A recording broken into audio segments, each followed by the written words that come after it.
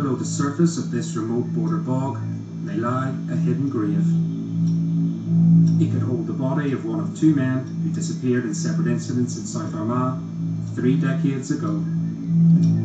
I wouldn't wish it on my worst enemy, what we went through for 27 years. And it's still the same, as fresh in our memory as it was the day he went away.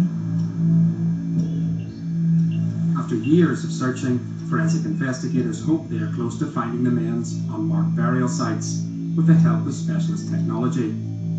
But the hunt for Gerry Evans and Charlie Armstrong, whose murders have never been admitted by the South Armagh IRA, is up against a legacy of silence. You're into between a dozen and 2 dozen maybe people who must have fair knowledge of what happened, why it happened, where it happened, and all those things. He said the attitude of the IRA in South Armagh appeared to be, we're going to keep our mouths shut and we're going to deny until hell freezes over. But some information on the burials is finding its way to the families. Just a hand-drawn map on it and a message on it, just saying, I believe this is where Gerry's body is. I hope this brings some sort of comfort and God bless you. Is South Armagh ready to give up its ghosts?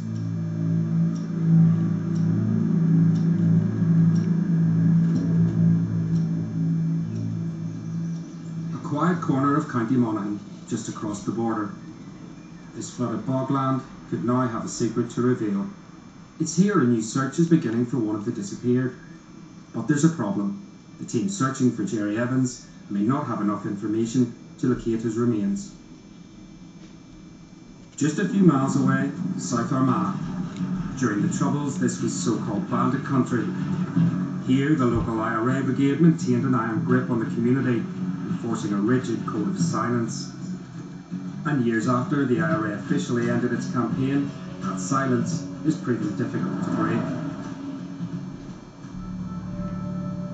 Former Sinn Féin councillor Jim McAllister has lived in South Armagh all his life.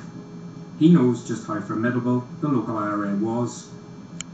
They didn't trust the Belfast leadership to see their faces. Unless they were already known to them, they would have their balaclavas on when Belfast or people from other areas came in to see them. So these people put their own organisation locally first. That's why they were so effective. Against this backdrop, people deemed to have crossed the IRA were routinely shot and their bodies dumped in the road to serve as a public warning. But other victims simply vanished, and the IRA denied any involvement. I suppose, to be blunt about it, the IRA probably realised that when they kill somebody and own up to it in their own area, it's going to have repercussions. While the IRA has helped in the search to find the rest of the disappeared across Ireland, the South Armagh Brigade has stayed steadfastly silent. Journalist Suzanne Breen says she recently interviewed a member of that brigade. He provided information about Gerry Evans' disappearance, but feared going against the local IRA leadership, his words could cost him his life. When he met me, he refused at all times to take off his balaclava. He wasn't fearful of the authorities in either the Republic or the North taking any action against him. What he is really frightened of is that the IRA will find out his identity and he believes will kill him. Margaret McKinney knows how the IRA dealt with people who crossed it in the past and how they still face hostility now. Her son Brian went missing in 1978. His body was recovered just across the border from South Armagh in 1999 after the Belfast IRA pointed the way to the remains. The coroner said he was put in the grave and then shot in the head. The bullet went right through into the soil. So it must have been awful for him to know. After Brian's body was found, Margaret discovered there are those along the border who don't forgive. Vandals shattered a family memorial marking the site where he had been hidden. Mass cards left here have been destroyed too. It doesn't bother me as much as knowing that he can't do no more to him. You know, just thank God for that.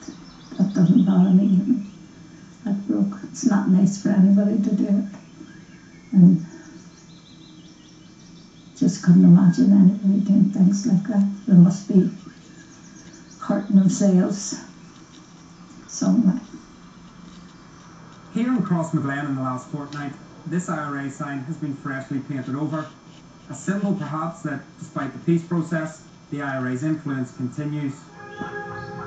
Amid this underlying fear, it's the job of the Commission for the Location of Victims' Remains to look for Gerry Evans and Charlie Armstrong.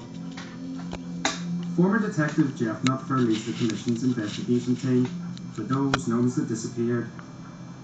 He made his name applying the science of archaeology to modern-day murder inquiries. Most notably, he was part of a new search for the victims of Moore's murderers, Ian Brady and Mara Hindley. In 2005, the Commission was struggling to locate the remaining disappeared and called on Jeff Nutfer for help.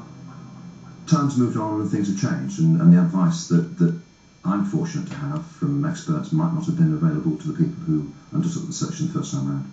What we've actually done in the forensic science field is perhaps adopt, borrow some of the techniques and technologies that have been developed over the last 20-30 years, perhaps even longer, in the standard, the general archaeology field, and we're now using those to assist forensic science and obviously investigation. Because science cannot be applied without first having good information to find a site, and in South Armagh, this has not been forthcoming. For the search team, it's a major test, bringing home the missing men without official help from the killers. Gerry Evans and Charlie Armstrong were neighbours in Crossmaglen. They went missing within 2 years of each other. Gerry, a 24-year-old painter, was the first of the two men to disappear. He was the oldest of 5 brothers. He was a little bit older than the rest of us, so he could take us to different things, like to the football or different things. We liked to go fishing and we liked to do different bits and pieces, even though we were young kids. It was 1979, and Gerry's social life frequently took him over the border, away from the turmoil of Crossmaglen. Gerry was going off down to Castleblaney, either to the snooker hall or whatever was on that night. People had said, that they saw him, standing at the corner, which was a place called the Gunner Brady's at that time, and that he was seemingly hitching a lift, and that was the last information, or the only information we ever received regarding his disappearance. It's believed Gerry ran foul of the IRA's South Armagh Brigade, but no explanation has ever been given to his family.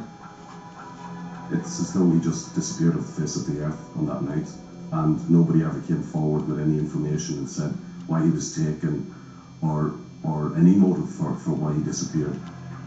In the days after Gerry's disappearance, Charlie Armstrong helped comb the hedgerows for his missing neighbour. Charlie's family say that was typical of the man. He was so well known that he was stuck on everything. He would call the bingo. He would make lovely wee DIY things like wee dolls' houses and the churches and things for the Christmas bazaars.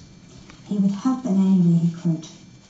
A great family man, Charlie was a devoted grandfather. He was married and I had 3 children at the time.